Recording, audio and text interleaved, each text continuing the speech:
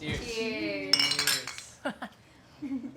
So, matagal na kami talaga magkakilala. Yes. Guys. Ito yung the best na kwento sa Solana eh.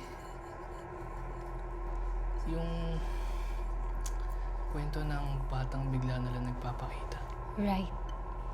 Yung batang babae raw na may dalang manika na walang ulo. Huwag mo daw papansinin yung bata kung makikita mo siya. She pretends na nawawala siya. Tapos hingi ng tulong mo. Tapos dadalhin ka niya sa... Isang bahay na pula? Oh. You know the story? Spoiler?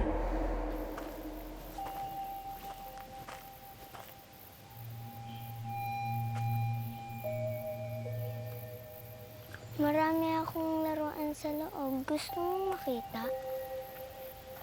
Next time na lang siguro. Kailangan ko na rin kasing umuwi eh. Laro tayo sa susunod, ate, ha? Sige na, pumasok ka na. Baka hinahanap ka na ng mga magulang mo.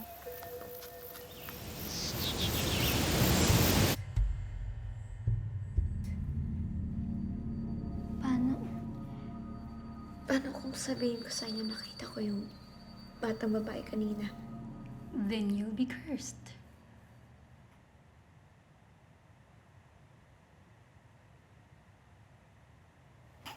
Di nga.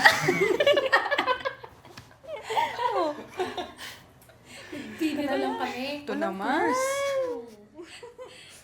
Grace, okay ka lang?